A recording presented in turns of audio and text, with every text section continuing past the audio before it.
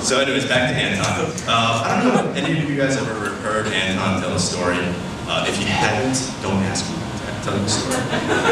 I will spare you a little bit of the agony and just give you a little snippet. If you're going to ask Anton, let's say, how he first met Amanda, it might go something like this. You guys got his thing to say? Yeah! So, when I was first checking out the campus, and I think it was a Tuesday or a Wednesday. I think it was a Wednesday, because I came in on Monday, and I had a campus tour on Tuesday, so I didn't really get to meet anyone until Wednesday. I think Lost was on that night too, so it was definitely a Wednesday. And I met her at a friend's dorm, and she was sitting on the floor. No, wait, I was sitting on the floor. She was sitting on the bed. So I remember it was kind of painful because I just had a volleyball tournament on Saturday. I was a little sore. We won second place. The trophy was silver. It was silver. Base. Was it a Tuesday? I remember because you were studying for an exam. I'm sorry, it was a Tuesday.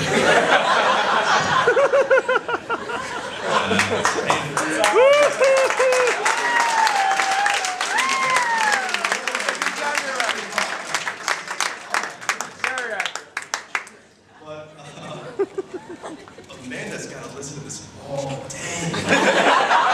And she takes it. And that's how I knew that Amanda really loved Anton. Mrs. Payne recently told me, she said, you know, when you guys were kids, Clyde and Tom used to run around together, make all this noise and screaming and having fun, but you two just kind of quietly played together, like in a special connection, and say anything to each other. No, I was just smart enough to know not to open dialogue.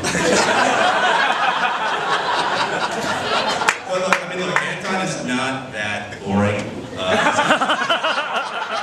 He's actually really, really adventurous. I used to tag along with him just to see what kind of crazy stuff he'd do next. There was the time that he threw his fist through a glass cabinet. It was a bloody day. There was a time where he rode a skateboard head first, like Superman. Then a very steep hill and broke his arm. And I don't know, there was a T intersection at the bottom of the hill, so I don't even know what you were thinking. There was a time where he ate an entire bottle of vitamin C. There were many head injuries, including driving your sled into a steel park bench. There were many electrocutions, including sticking a penny into a socket. I don't know how Mrs. Peng hasn't had a dozen heart attacks at this point. And you can actually get Anton to do anything, so long as you prefaced it with, I dare you. There was a time when Soap tricked Anton into swallowing loose change. Someone was saying, close your eyes, open your mouth, stick out your tongue, and swallow. And that was it. And you did it. And there was a time when his neighbor convinced him to buy a stick of gum for $40. But to be fair, Anton, he did give you some stickers to sweeten the deal. Because the gum wasn't enough. But the best was probably when Soph convinced Anton. She said, this is for a school project. I don't know how she did this. She convinced Anton to dress up head to toe in a homecoming dress, complete with high heels. And then she took pictures of it.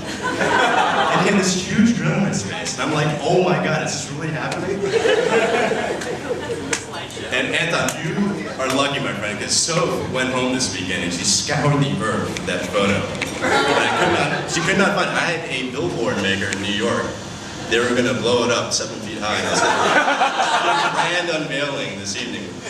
Fireworks going on. So you dodged a bullet. But I swear I'm going to find that photo. Anyways, despite all the shenanigans, I don't know anybody else for whom the stars and the sun have lined up more for than Anton, because he is now here this evening to marry the most beautiful girl in the world. I can honestly say Amanda is the smartest girl I've ever met. She is the only one who can intellectually challenge a self-proclaimed know-it-all like Anton. She's the only one that can keep him in check when he steps out of line with just a little look. But you can succeed at that. She gives me the look. But she's sweet enough, and she's tender enough, and she's loving enough that she's the only one who Anton wants to give his heart to. And she's the only one that can make Anton a better man than he already is. So I want to just raise a glass. Amanda, thank you from the bottom of my heart for choosing my best mate Anton to be your husband. And to the two of you, I just want to say that I wish you guys a blessed and long marriage for the rest of your lives. Many memories and as many children as you can bear. And for your sake, Anton, the ability to tell stories when it's time to tuck your children in at night. So cheers.